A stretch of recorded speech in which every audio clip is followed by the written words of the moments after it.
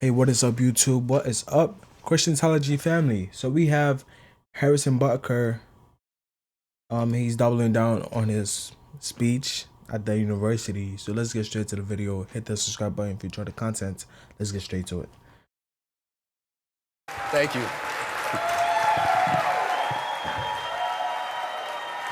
Thank you.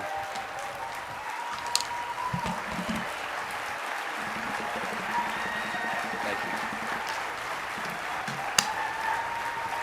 Means a lot. Thank you. Good evening, everyone. Thank you for being here in support of Regina nice suit. Chaley Academy. Or tuxedo, I'm It's not been sure. great to see a lot of friends here tonight It's a and to tuxedo. meet It's so a many nice of the tuxedo. families that attend our centers across the country. Going into my second year as a board member, I can tell you there is an exciting future ahead with plans for expansion and new leadership. It's safe to say that RCA has the potential to lay a solid foundation for a legion of future saints. Thank you to Charlie McKinney for joining us on the journey and for hitting the ground running from day one. I especially would like to recognize Nicole Juba for her years of dedication to RCA and its mission. She's provided a steady hand. Yes, thank you. She's provided a steady hand over many years, and I know I speak on behalf of the entire board when I say that we are thankful for her leadership. Lastly, this night has been made possible because one woman has tirelessly dedicated herself to its success. Thank you, Alyssa Walsh, for the many hours there we go. Thank you for the many hours you and your team have worked to make tonight possible.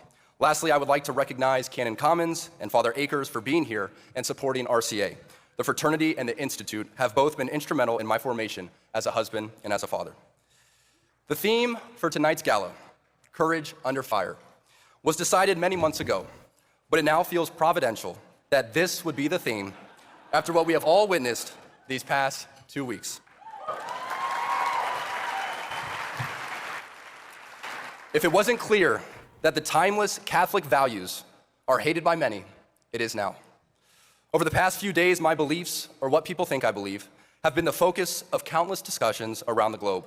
At the outset, many people expressed a shocking level of hate, but as the days went on, even those who disagreed with my viewpoints shared their support for my freedom of religion. In my 7 years in the NFL, I've become familiar with the positive and negative comments, but the majority of them revolve around my performance on the field. But as to be expected, the more I've talked about what I value most, which is my Catholic faith, the more polarizing I have become. It's a decision I've consciously made and one I do not regret at all. If we have truth, Guys, are Catholics Christians though? I don't know that. I don't think they are because they believe in Mary and all that. They think Mary's like a god or something like that. They pray to her. I'm like, it's kind of weird. To me, the religion is weird. I don't know if they're really Christians because you're praying to an idol and God tells you not to pray to the idol, but you pray to the idol. So, hey, that's between you and God. To me, they don't seem like Christians because they're praying to a false God. So, please tell me in the comments what you guys think. Are these people Christians or not? Because now it's like Catholicism and like Christianity. I don't know. I don't think they merge together.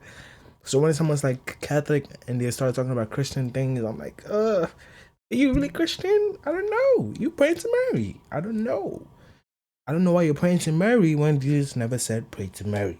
So that's my issue with Catholicism, that they're praying to false gods. in charity, we should trust in the Lord's providence and let the Holy Ghost do the rest of the work.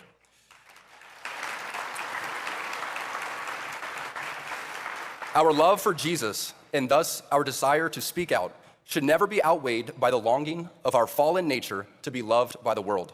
Glorifying God and not ourselves should always remain our motivation, despite any pushback or even support. I lean on those closest to me for guidance, but I can never forget that it is not people, but Jesus Christ who I am trying to please.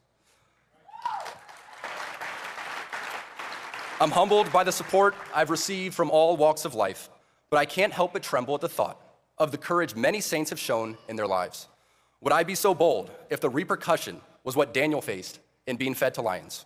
In reality, any courage I've shown will lead to some small suffering, and it will lead to some people maybe never liking me, but that could be God's will. If I constantly remind myself of the hardships the saints went through, especially the martyrs and their persecution, it makes it all seem not so bad. For if heaven is our goal, we should embrace our cross, however large or small it may be, and live our life with joy to be a bold witness for Christ.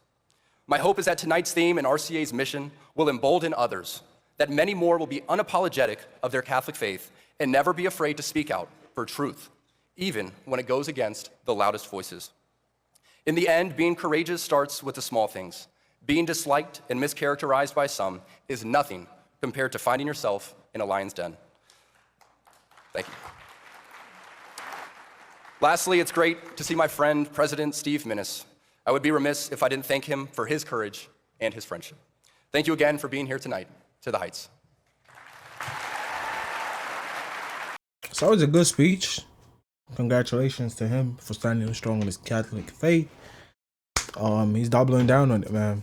He believes in everything he said.